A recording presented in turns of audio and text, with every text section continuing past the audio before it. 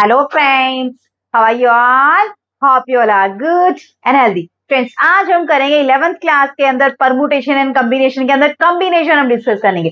Permutation हमारा complete हो चुका है, तो आज हम बात करेंगे सिर्फ और सिर्फ कॉम्बिनेशन के बारे में। तो मैंने फर्स्ट डे ही आपको परमुटेशन और कॉम्बिनेशन हल्का फुल्का बताया था कि दोनों चीजें क्या होती है। आज हम पूरा का पूरा डिस्कस करेंगे कॉम्बिनेशन होता क्या। तो जल्दी से जिसने चैनल को सब्सक्राइब नहीं किया जल्दी से चैनल को सब्सक्राइब कर लीजिए ताकि आपको कोई भी लेक्चर मिस ना हो, आपको लेक्चर के टाइम टू टाइम नोटिफिकेशंस मिलती रहे। तो करिए फ्रेंड आज का लेक्चर स्टार्ट। चलिए आज के लेक्चर में देखते हैं क्या है हमारे को कॉम्बिनेशन।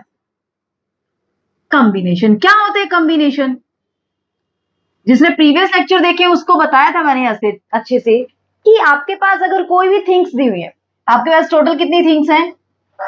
n things. इन n थिंग्स के अंदर से आपको कितनी भी थिंग्स, मान लीजिए r थिंग्स, टोटल आपके पास n थिंग्स है और इन n थिंग्स के अंदर से आपको r थिंग्स सिर्फ सेलेक्ट करनी है, चूज करनी है, सेलेक्ट करनी है या फिर चूज करनी है। अगर आपके पास कोई पर्टिकुलर n थिंग्स दी हुई है, उन n थिंग्स के अंदर से आपको सिर्फ बोले कि हाँ r थिंग्स आप सेलेक्ट कीजिए, तो उसको हम क्या बोलते हैं? कॉम्बिनेशन बोलते हैं। इसमें ऑर्डर मैटर नहीं करता है, इसमें ऑर्डर मैटर नहीं करता है। ऑर्डर डज नॉट मैटर कि किस ऑर्डर में आप चीजों को ले रहे हैं, किस ऑर्डर में आप चीजों को ले रहे हैं वो मैटर नहीं करता है। जैसे आपके पास क्या है, ए बी सी डी, आपने क्या किया, इसके अंदर से आपको दो दो चीजें सेलेक्ट करनी है। कितनी चीजें सेलेक्ट करनी है? दो दो चीजें सेलेक्ट करनी है, टू थिंग्स आपको सेलेक्ट करनी है। तो किस वे में कर सकते हैं? आप ए बी भी कर सकते हैं, आप बी सी भी कर सकते हैं, आप सी डी भी कर सकते हैं, आप ए सी भी कर सकते हैं, आप ए डी भी कर सकते हैं, बहुत सारी चीजें कर सकते हैं। दूसरा करिए आप, ठीक है। तो मतलब इस तरीके से आप क्या कर सकते हैं, चीजें सेलेक्ट कर सकते हैं। क्लियर हुआ कंसेप्ट? चीजें सेलेक्ट करना। एक बोले वो कि अरेंज भी कीजिए चीजों को। अरेंज करने का मतलब ए बी को क्या लिख सकते हैं आप? ए बी भी लिख सकते हैं, बी ए भी लिख सकते हैं। बी सी को सी बी भी लिख सकते हैं, बी सी भी लिख सकते हैं। सी डी को डी सी भी लिख सकते हैं, सी डी भी आप लिख सकते हैं। मतलब है तो मतलब वही, लेकिन क्या है कि सिर्फ अगर वो चूज करने की बात करे, सेलेक्ट करने की बात करे, तो उस केस में क्या होता है? वो कॉम्बिनेशन होता है। क्या होता है फ्रेंड्स? वो कॉम्बिनेशन। तो यानी कि हम क्या बोल सकते हैं कि combination of r things from n things, कि एन थिंग्स के अंदर से आप आर थिंग्स अगर सेलेक्ट करते हैं तो उसको आप क्या बोलते हैं कि वो क्या है? आपका कॉम्बिनेशन है। लेकिन अगर आप चीजें सेलेक्ट करके उनको अरेंज भी करते हैं ऑर्डर के अकॉर्डिंग, तो वो क्या होता है? परमुटेशन होता है। अगर आप उसको ऑर्डर के अकॉर्डिंग अरेंज भी करते हैं तो क्या होता है? परमुटेशन होता है। तो इसके अंदर हम क्या करते हैं? Ignoring their order of arrangement. Permutation combination के अंदर क्या होता है? कॉम्बिनेशन के अंदर क्या होता है? Ignoring their order of arrangement, कि आप इग्नोर करते हैं। किसको इग्नोर करते हैं? जो अरेंजमेंट है उनका ऑर्डर, यानी कि ये चीजें इग्नोर करते हैं आप ए बी को सिर्फ सेलेक्ट करते हैं, इसके अंदर से सिर्फ ए और बी को सेलेक्ट करते हैं। उनका ऑर्डर मैटर नहीं करता है कि पहले आप ए को लिखते हैं या बाद में बी को लिखते हैं, पहले बी को लिखते हैं या बाद में ए को लिखते हैं। अगर ऑर्डर मैटर करता है तो उस केस में वो क्या होता है? परमुटेशन होता है। क्या होता है फ्रेंड्स? परमुटेशन। आई चीजें समझ? तो यानी कि एन थिंग्स के अंदर से अगर आपको आर थिंग्स चूज करनी है, सेलेक्ट करनी है, तो उसको आप कैसे लिखते हैं? एन सी आर, या फिर आप क्या लिखते हैं? C N R. ठीक है। एनसीआर क्या होता है? आपने टोटल एन थिंग्स के अंदर से आर थिंग्स चूज की हैं या आर थिंग्स आपने सेलेक्ट की हैं। सी एन आर का मतलब भी यही होता है कि एन थिंग्स के अंदर से आपने आर थिंग्स को सेलेक्ट किया है। अब कॉम्बिनेशन और परमुटेशन में रिलेशन क्या होता है वो देखना। अब परमुटेशन क्या होता है? मैंने क्या बताया आपको कि आपने पहले चीजें सेलेक्ट कर ली, अब चीजों को आपने क्या करना है? अरेंज भी तो करना है ना चीजों को। अब आपने कितनी चीजें सेलेक्ट की हैं? टोटल कितनी थिंग्स है? N thing. उनके अंदर से कितनी सेलेक्ट कर ली? ये आपने सिलेक्शन का काम कर लिया। कहां तक का प्रोसीजर हो गई? सिलेक्शन तक का प्रोसीजर हो गया है। आपने आयन थिंग्स के अंदर से आर थिंग्स सेलेक्ट कर लिए, लेकिन अब इन आर थिंग्स को हमें अरेंज भी करना है ऑर्डर के अकॉर्डिंग। अब टोटल कितनी थिंग्स है देखना जरा। टोटल कितनी थिंग्स है? आर थिंग्स है। कितनी थिंग्स है? R things. R things. अब इन आर थिंग्स को आपने क्या करना है? अरेंज करना है। अब आर थिंग्स को कितने वे में अरेंज कर सकते हैं? आर फैक्टोरियल वेज में। परमुटेशन का आपने कंसेप्ट पढ़ा था, जब आपके पास टोटल आर थिंग्स हैं और आर ही आपने अरेंज करनी है। तो कितने वे में आप अरेंज करेंगे? आर फैक्टोरियल वे में। कैसे? ये आर बॉक्सेस आपको फिल करने हैं, तो ये वाला कितने वे में फिल कर सकते हैं? आर में, ये वाला R-1 में, ये वाला R-2 में, और लास्ट वाला कितने में? 1 में। इन सबकी मल्टीप्लाई करेंगे तो कितने वे में अरेंज कर सकते हैं चीजों को? आर थिंग्स को आप कितने वे में अरेंज कर सकते हैं? आर फैक्टोरियल वेज में। ठीक है, तो यानी कि अगर हमें चीजों को अरेंज भी करना है, इसका मतलब परमुटेशन अगर हमें निकालना है, तो permutation of r things from n things, n things के अंदर से आर थिंग्स का परमुटेशन क्या होगा? चीजों को सेलेक्ट करना, पहले चीजों को सेलेक्ट करना। चीजों को सिलेक्शन करने का नाम क्या दिया हमने? कॉम्बिनेशन। क्या नाम दिया हमने? Combination, NCR. ठीक है, और अब इन आर थिंग्स को हमें अरेंज भी तो करना है। आर थिंग्स को कितने वे में अरेंज कर सकते हैं? आर फैक्टोरियल वेज में अरेंज कर सकते हैं। क्लियर हुआ? और ये परमुटेशन क्या होता था हमारा? एनपीआर होता था या नहीं होता था? होता था ना। इसका मतलब आपके पास एनपीआर क्या निकल के आया? NCR into r factorial. अब हमें तो किसका फॉर्मूला चाहिए? एनसीआर का फॉर्मूला। तो एनसीआर का फॉर्मूला क्या निकल के आया? इसका मतलब एनसीआर क्या बना? NPR by r factorial. NPR क्या होता था? N factorial by N minus are factorial, और साथ में एक और आर फैक्टोरियल पड़ा। यानी कि आपके पास एनसीआर क्या निकल के आया? अगर आपको चीजें सिर्फ सेलेक्ट करनी है, कॉम्बिनेशन आपको निकालना है थिंग्स का, तो क्या फॉर्मूला होगा? N factorial by N minus are factorial into r factorial. Clear हुआ कंसेप्ट? कोई दिक्कत नहीं है, कर लेंगे अच्छे से। कॉम्बिनेशन क्या होता है? सिर्फ चीजों को आपने सेलेक्ट करना है, और परमुटेशन क्या है? चीजों को सेलेक्ट कर रहे आपने क्या करना है? उनको अरेंज भी करना है। कोई दिक्कत नहीं है, कर लेंगे अच्छे से। चलिए अब कुछ रिजल्ट्स हम कर लेते हैं इसके। क्या क्या रिजल्ट है हमारे पास, देखना जरा यहाँ से। और हमारा आर कहां से कहां तक वेरी करता है? ये जो आर होता है आपको पता ही है कि 0 से बड़ा होना चाहिए और n से छोटा या फिर उसके इक्वल होना चाहिए। 0 से बड़ा क्यों होना चाहिए? क्योंकि नेगेटिव नंबर का फैक्टोरियल हम नहीं निकाल सकते हैं। और n से बड़ा क्यों नहीं होना चाहिए? क्योंकि n से अगर बड़ा हो जाएगा तो n माइनस आर करेंगे तो फिर से यहाँ पे नेगेटिव बनेगा, तो वहां भी पॉसिबल नहीं है। तो यानी कि 0 से लेके n तक हमारा क्लियर कंसेप्ट। करें अभी नेक्स्ट स्टेप। चलिए फ्रेंड देखते हैं नेक्स्ट में क्या है हमारे पास। रब कर दूं मैं इसको। चलिए, यानी कि आपको एनसीआर पता चल गया। क्या होता है एनसीआर? क्या होता है NCR? N factorial divided by N minus are factorial into r factorial. ये आपका होता है एनसीआर, यानी कि एन थिंग्स के अंदर से आपने आर थिंग्स को सेलेक्ट करना है। अब NC0 और NCN ये दोनों क्या होते हैं? 1। क्यों होते हैं 1? निकाल के देख लीजिए। NC0 यानी कि n factorial divided by n minus 0 factorial into 0 factorial. 0 factorial जब मैंने आपको फैक्टोरियल कराया था उसी टाइम बताया था क्या होता है 0 फैक्टोरियल? 1। तो ऊपर भी क्या बना? n फैक्टोरियल, नीचे भी क्या बना? n factorial. कट के कितना आ जाएगा? 1। NCN निकालना चाहे तो वो भी निकल जाएगा। n factorial n minus n factorial n factorial, फिर से n factorial by n factorial. कितना निकल के आया आपके पास? 1 निकल के आया। आई चीजें समझ फ्रेंड्स? क्लियर हुआ कंसेप्ट? कोई दिक्कत नहीं होगी, कर लेंगे ना अच्छे से। ऐसे ही मोस्ट इंपोर्टेंट रिजल्ट आता है हमारे पास। NCR किसके इक्वल होता है? NCN minus are. कैलकुलेट करके देख सकते हैं। यहां से आप निकालेंगे NCR, क्या निकलेगा? n factorial n minus are factorial are factorial, और यहां से करेंगे तो n factorial n minus are factorial और n माइनस आर फैक्टोरियल। अब n से n कट गया, बन गया क्या? वही आर फैक्टोरियल बन गया और n माइनस आर फैक्टोरियल, दोनों चीजें सेम है ना। इसका मतलब NCR हमेशा किसके इक्वल होता है? NCN माइनस आर के इक्वल होता है। यहां से एक और रिजल्ट निकल के आया। क्या रिजल्ट निकल के आया? कि आपने देखा कि जब ये दोनों इक्वल है, इसका मतलब R और n माइनस आर दोनों का सम किसके इक्वल है? जब कोई भी दो आपके पास कॉम्बिनेशन इक्वल होते हैं तो उस केस में क्या है? यहाँ से जो उनके बेस में है, जो चीजें सेलेक्ट कर रहे हैं, उन दोनों का सम किसके इक्वल आता है? यहाँ से देखना जरा, नेक्स्ट रिजल्ट यहीं से निकलेगा। R plus n minus r किसके इक्वल है? n के इक्वल आया ना। R plus n minus r किसके इक्वल आया? n के इक्वल आया या नहीं आया? आया या नहीं आया? आया ना। तो इसी तरीके से नेक्स्ट रिजल्ट क्या कहता है आपके पास? अगर आपके पास NCA is equal to NCB है, NCA is equal to NCB है, तो इस केस में आपके पास क्या होगा? या तो क्या होगा? A is equal to B. ये तो सबको ही पता है कि हाँ भाई दो चीजें कब इक्वल हो सकती हैं? जब A इज इक्वल टू क्या होगा? B होगा। या तो तभी पॉसिबल, या फिर क्या चीज पॉसिबल? ये वाला रिजल्ट लगा दीजिए कि A प्लस बी किसके इक्वल आएगा? N के इक्वल आएगा। और रिजल्ट बस याद रखने हैं आपको और अप्लाई करने हैं ये वाले। इसलिए मैं करवा रही हूँ। इनका प्रूफ कहीं आने वाला नहीं है, इसलिए कोई जरूरी नहीं है इतना। अगर फिर भी आप चाहते हैं तो पर्सनली मैं आपको प्रूफ करवा दूंगी, आप मुझे कमेंट करके बता देना, ठीक है, मेल पे मैं आपको भेज दूंगी, ठीक है।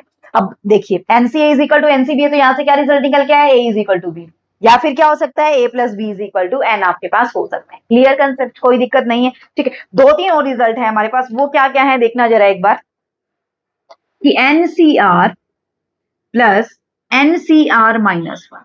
जब आप एनसीआर और एनसीआर माइनस वन का एडिशन कर रहे हैं तो उस केस में क्या हो जाएगा फ्रेंड, बड़े वाला आपने लेना है। अब एन और एन जैसे ही आप ऐड करते हैं ना, क्या आता है, एन प्लस वन, और आर माइनस वन, और आर से बड़ा कौन है, आर, तो n plus one C r, और आर कहां से कहां तक वेरी करता है, वन से लेके एन तक आपका आर वेरी करता है, r vary from one to n. अब आप कहेंगे आर जीरो क्यों नहीं हो सकता, या जीरो से बड़ा, जीरो और वन के बीच में क्यों नहीं हो सकता, भाई जीरो और वन के बीच में हो जाएगा, यहाँ फिर नेगेटिव बन जाएगा, वन के इक्वल हो सकता है, वन के इक्वल हो सकता है, लेकिन वन से छोटा नहीं हो सकता। देखिए यहाँ आई चीज समझ, तो n plus one C r, ये भी मोस्ट इंपॉर्टेंट रिजल्ट है आपका। नेक्स्ट रिजल्ट देखिए फ्रेंड्स क्या कह रहा है, n C r plus n C r plus one, इसी से कंपेयर कीजिए, एन है तो क्या हो गया, वहां पे जाके एन प्लस वन हो गया, सी यहाँ पे आर है और आर प्लस वन, सक्सेसिव में देखना है आपने। जब आपका थिंग्स सेलेक्ट कर रहे हैं वो तो सेम रहनी चाहिए, लेकिन जो सेलेक्ट कर रहे हैं, जहां से सेलेक्ट कर रहे हैं वो तो सेम, लेकिन जो सेलेक्ट कर रहे हैं वो सक्सेसिव ऑर्डर में, पहले वाले में आर कर रहे हैं तो नेक्स्ट वाले में आर माइनस वन, यानी कि कॉन्जिक्यूटिवली आप चीजें सेलेक्ट कर रहे हैं, 3 कर रहे हैं, 4 कर रहे हैं। मान लीजिए आपके पास यही कुछ क्वेश्चन दिया हुआ है, अगर आप 4 थिंग्स के अंदर से 4 थिंग्स के अंदर से 2 थिंग्स सेलेक्ट कर रहे हैं और 4 थिंग्स के अंदर से 3 थिंग्स सेलेक्ट कर रहे हैं, तो इसका आंसर क्या आएगा फाइनली, 4 में एक ऐड हो जाएगा 5, और सी की कितना हो जाएगा, जो बड़े वाला है वो हमारे पास आ जाएगा, तो 5C3 इसका आंसर आएगा। कैलकुलेट करके देखना चाहते तो कैलकुलेट करके भी देख सकते हैं आप लोग, कोई भी दिक्कत नहीं आएगी आपको। आई चीजें समझ, ऐसे ही ये वाला करना है, एनसीआर प्लस वन, तो क्या हो जाएगा, n plus one C r plus one, बड़े वाला लेना है ना हमने, तो क्या हो जाएगा ये आर प्लस वन। प्रूफ कहेंगे तो मैं प्रूफ भी करवा दूंगी, मेरे पास है फ्रेंड प्रूफ, लेकिन कोई फायदा नहीं है उस चीज का, टाइम वेस्ट करने का कोई फायदा नहीं जो प्रूफ आपके आना ही नहीं है, तो ठीक है। नेक्स्ट देखिए फ्रेंड्स क्या है, NCR by NCR minus one, कई बार पूछ लेता है आपसे, तो ये क्या होगा, n minus are plus one divided by r, इसको आप प्रूफ करके देख सकते हैं, ये चीजें प्रूफ भी हो जाएंगी। जनरली इसलिए मैं नहीं करवा रही क्योंकि ये प्रूफ आप खुद भी कर सकते हो। आप एनसीआर का फॉर्मूला आपको पता है क्या होता है, N factorial divided by N minus are factorial are factorial, और इसका क्या होता है आपके पास, N factorial divided by N minus are minus one factorial R minus one, दोनों को कंबाइन करेंगे तो फाइनली यही आपके पास आने वाला है। इस टाइप के क्वेश्चन भी मैं करवाऊंगी, तो वहां से आप कैरी ऑन कर सकते हैं ये वाली चीजें, ठीक है। NCR by NCR minus one का क्या होता है, N minus are plus one divided by R. आई चीजें समझ, क्लियर हुआ कंसेप्ट, कोई दिक्कत नहीं है, कर लेंगे अच्छे से, ठीक है। अब कुछ 2 बहुत ही इंपॉर्टेंट रिजल्ट है जो नेक्स्ट एक्सरसाइज में यूज होंगे, वो क्या रिजल्ट है देखना जरा एक बार, बता देती हूँ मैं आपको, ये रफ कर दूं मैं, ठीक है। ये हमारा बेसिक है कॉम्बिनेशन का। अब जब आपको एम थिंग्स के अंदर से आर थिंग्स सेलेक्ट करनी है, ठीक है, और सारी की सारी थिंग्स डिसिमिलर है, मतलब सेम नहीं, एक जैसी नहीं है, सब अलग अलग है, सब क्या है आपके पास, अलग अलग थिंग्स है, तो number of combination of n dissimilar things, number of combination of, permutation से कंपेयर करना तब आपको अच्छे से समझ आएगा, number of combination of n dissimilar things taken are at a time when x particular things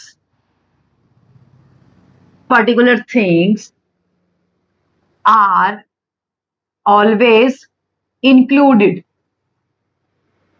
अब जरा ध्यान से समझना क्या है हमारे पास, अब इसको हम कॉम्बिनेशन से भी कर सकते हैं, इसको परमुटेशन से भी कर सकते हैं, है ना। अब आपको क्या करना है, एन थिंग्स के अंदर से आर थिंग्स, इसने कॉम्बिनेशन पूछे, इसमें सेलेक्ट करनी है। अब उसके अंदर क्या बोला, x particular thing are always included. अब जरा देखना, मैं एक बार फिर से आपको अच्छे से समझा देती हूँ ताकि आपको ये ना रहे कि हाँ मैम ने कॉम्बिनेशन भी नहीं समझाया अच्छे से।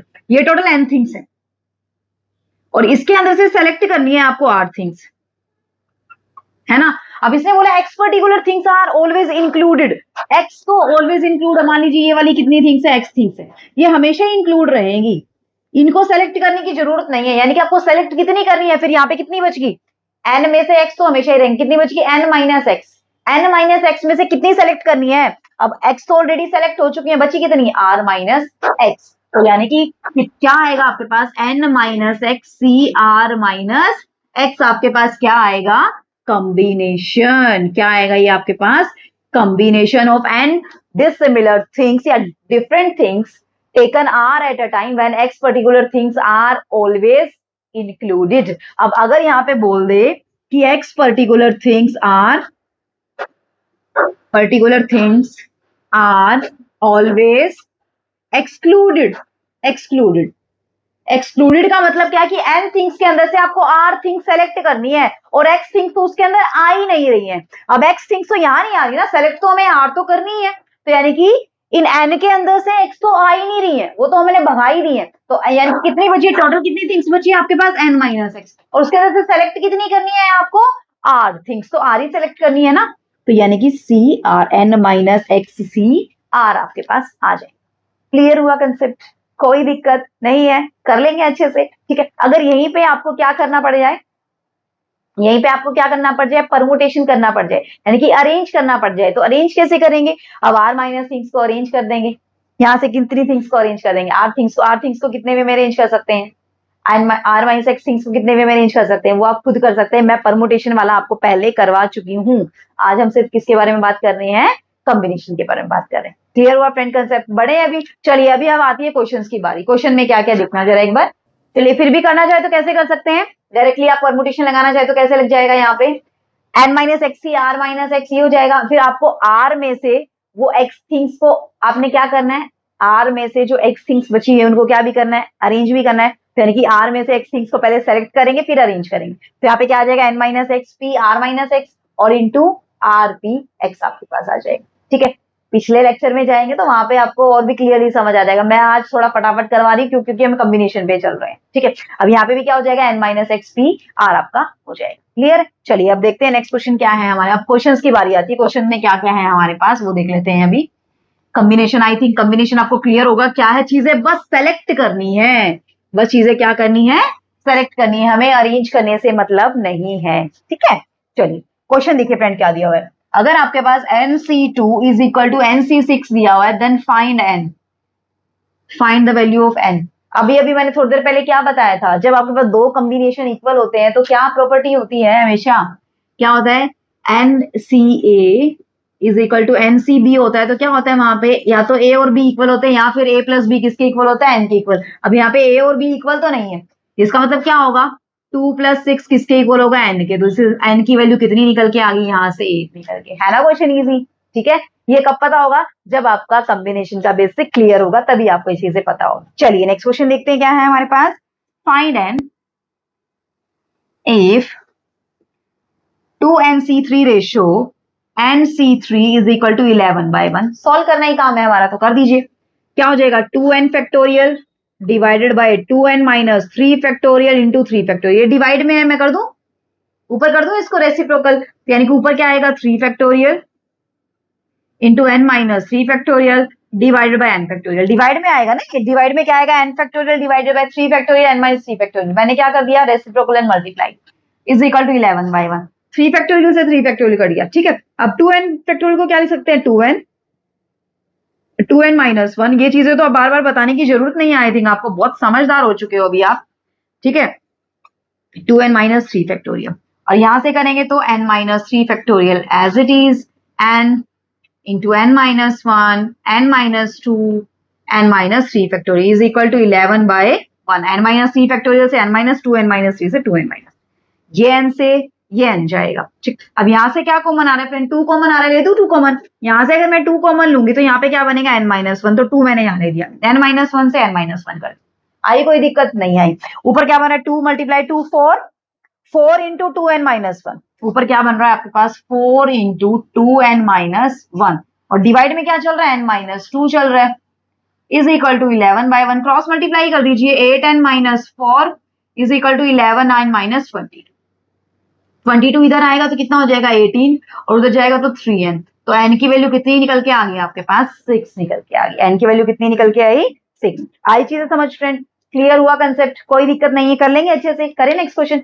चलिए नेक्स्ट क्वेश्चन देखते हैं क्या है हमारे पास, रफ कर दो इसको, ऐसे ही आपको कॉम्बिनेशन लगाना है बस। फॉर्मूला क्या कहता है कॉम्बिनेशन, एनसीआर क्या होता है, N factorial divided by N minus are factorial into r factorial. Next question देखिए फ्रेंड क्या दिया हुआ है आपको, दिया हुआ रेशियो किस किस का ratio, n minus one C r ratio NCR ratio n plus one C r is equal to 6 ratio 9 ratio 30। ठीक है, ले लीजिए दो दो का रेशियो ले लीजिए। क्या लेंगे हम यहां से, N minus one C r divided by n C r is equal to 6/9। और दूसरा क्या ले सकते हैं यहां से, n C r by n plus one C r is equal to 9/30। ठीक है, सोल्व कर लेते हैं। चलिए पहले फर्स्ट वाले को सोल्व कर लेते हैं। अब n minus one factorial divided by N minus one minus are factorial into r factorial, इसके डिवाइड में है ना, डिवाइड में, चल डिवाइड में लिख देती हूँ, n factorial divided by N minus are factorial into r factorial is equal to 6/9। R factorial से आर फैक्टोरियल गया, पहले इसी को सोल्व कर लेते हैं। और यहां से देखिए ऊपर है एन माइनस वन फैक्टोरियल, नीचे क्या चल रहा है एन माइनस, में इसको आर प्लस वन लिख दूं, आर प्लस वन, ये वाला ऊपर चला जाएगा, ये क्या हो जाएगा एन माइनस आर फैक्टोरियल, और ये क्या है एन फैक्टोरियल। अब देखना जरा, थोड़ा ध्यान से देखना है स्टेप अपने। अब यहाँ पे माइनस ज्यादा कर रहे हैं कम कर रहे हैं, ज्यादा कर रहे हैं, यानी कि ओवरऑल क्या है, कम है, ओवरऑल क्वांटिटी क्या है, कम है, कम है, इसका मतलब फैक्टोरियल किसका तोड़ सकते हैं, इसका फैक्टोरियल हम तोड़ सकते हैं, और ये क्या है एक कम है इससे, यानी कि इसको क्या लिख सकते हैं आप यहां से, अब n minus one factorial as it is, और इसको क्या लिख सकते हैं n minus r into N minus are plus one. Next term तो यही आने वाली है, इससे नेक्स्ट क्या आने वाला है, N minus are plus one ही आएगा। ठीक है, और यहाँ नीचे से देखेंगे तो ये वाला as it is N minus are plus one factorial, और एन फैक्टोरियल को N into N minus one factorial is equal to 6/9। N minus one factorial से N minus nine factorial, N minus are plus one से N minus are plus one, बच गया क्या, N minus R by N, यहाँ लिख दूं N minus R by N is equal to 6/9, cross multiply कर दीजिए friend, 9n minus 9r is equal to 6n, तो 3n is equal to 9r, यानी कि n की वैल्यू कितनी आ गई, यहां से 3r निकल के आई, n की वैल्यू कितनी निकल के आई 3r। इक्वेशन नंबर 1 मान लीजिए, ठीक है। n और r की वैल्यू आपको फाइंड आउट करनी है, फाइंड n और r, मैंने लिखा तो है नहीं क्वेश्चन में, क्या करना है, फाइंड n एंड r आपको फाइंड आउट करना है। अब यहाँ पे देखना, NCR को क्या लिखेंगे, n factorial divided by n minus r factorial, r factorial, reciprocal करके लिख दूं, अब तो लिख देती हूँ। यहाँ पे क्या हो जाएगा r फैक्टोरियल, और यहाँ पे n plus one minus r factorial और divided by n plus one factorial is equal to 9/13। ठीक है, अब देखना r फैक्टोरियल से r फैक्टोरियल तो गया, अब n फैक्टोरियल, अब ये चीज को क्या लिख सकती हूँ, जरा ऊपर देखना जरा ध्यान से, n minus r minus one लिख सकते हैं। अब n minus are minus one बड़ा है या आर बड़ा है, आर बड़ा है, तो बड़ा माइनस हो रहा है, इसका मतलब ये टर्म छोटी है ये टर्म बड़ी है, तो बड़ी टर्म को स्प्लिट कर सकते हैं हम, तो बड़ी टर्म को स्प्लिट करेंगे तो क्या आएगा, n minus are minus one into N minus are factorial और divided by n minus are factorial, और यहाँ से n plus one into N factorial is equal to 9/13। N factorial से एन फैक्टोरियल कट गया, n माइनस आर फैक्टोरियल से n minus are factorial बचेगा क्या आपके पास, n minus are plus one divided by n plus one is equal to 9/13। अब n की value कितनी आई हुई है, 3r आई हुई है, n की वैल्यू 3r यहाँ पुट कर दीजिए, तो 3r minus are plus one divided by 3r plus one is equal to 9/13।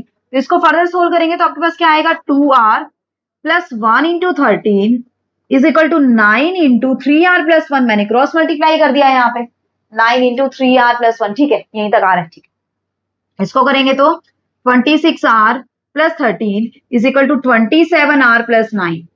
अब r इधर आ जाएगा, सो r उधर चला जाएगा तो कितना हो जाएगा, 27r में से 26 आ जाएगा, 1r बचेगा, और 9 इधर आएगा, कितना बचेगा आपके पास 4। तो r की वैल्यू कितनी निकल के आई आपके पास, 4 निकल के आई। r की वैल्यू यहाँ पुट कर दीजिए इक्वेशन नंबर 1 में, तो n is equal to 3 into 4, कितना आ जाएगा आपके पास 12। तो n की वैल्यू कितनी निकल के आई, 12 निकल के आई, और r की वैल्यू कितनी निकल के आई आपके पास 4 निकल के आई चीजें समझ फ्रेंड, क्लियर हुआ, कोई दिक्कत नहीं है, कर लेंगे अच्छे से। चलिए नेक्स्ट क्वेश्चन, स्क्रीनशॉट लेना चाहते हैं तो ले सकते हैं, बस कुछ नहीं लगाया, जो आपके क्वेश्चन मैंने बताया था ना प्रूफ उसके करने नहीं है, अगर प्रूफ करना चाहते हो इस तरीके से आप प्रूफ कर सकते हैं, क्लियर है कंसेप्ट, कर लेंगे, ठीक है, इस तरीके से ब्रेक करना है आपको चीजों को। चलिए नेक्स्ट क्वेश्चन की ओर मूव ऑन कर लेते हैं। नेक्स्ट क्वेश्चन में क्या है हमारे पास, एक बार रफ कर देते हैं, फिर देखते हैं क्या आता है नेक्स्ट क्वेश्चन के अंदर। अभी करते हैं फटाफट से, चलिए देख लेते हैं नेक्स्ट क्वेश्चन क्या है हमारे पास। हाँ जी, ये है नेक्स्ट क्वेश्चन हमारे पास, देखिए Cn plus 2n Cn minus 1 is equal to 1 by 2n plus 2 Cn plus 1. ये आपको प्रूव करना है. राइट हैंड साइड लेना चाहे राइट हैंड साइड ले लीजिए, लेफ्ट हैंड साइड लेना चाहिए. इनके सोल्व तो दोनों को ही करना पड़ेगा. चलिए लेफ्ट हैंड साइड से सोल्व करते हैं. इसको क्या लिख सकते हैं? 2n factorial divided by 2n minus n फैक्टोरियल इंटू n फैक्टोरियल. इसको क्या लिख सकते हैं? 2n factorial 2n minus n plus 1 factorial into n minus 1 factorial. ठीक है. अब 2n फैक्टोरियल तो ऊपर से कॉमन आ रहा है, नीचे क्या बचा यहाँ से? n फैक्टोरियल इंटू n फैक्टोरियल और प्लस यहाँ पे क्या बचा? 1 by 2n minus n plus 1 factorial और n माइनस 1 फैक्टोरियल. अब जो फैक्टोरियल छोटा है, जो फैक्टोरियल छोटा है उसी को हम बाहर ले सकते हैं. छोटा कौन सा है दोनों में? देखिए n माइनस 1 छोटा है n माइनस 1, यानी कि यहाँ से चलिए मैं ब्रेक ही कर देती हूँ. चलिए इसको ब्रेक कर देते हैं, आपको दिक्कत नहीं होगी. इसको क्या लिख सकते हैं? n into n minus 1 factorial. n factorial as it is रहने दीजिए. यहाँ पे क्या लिख सकते हैं? n प्लस 1 को n प्लस 1 इंटू n फैक्टोरियल इंटू n माइनस 1 फैक्टोरियल. देखना जरा आप यहाँ पे n factorial n minus 1 factorial, n factorial n minus 1 factorial दोनों में है कॉमन, बाहर ले सकते हैं.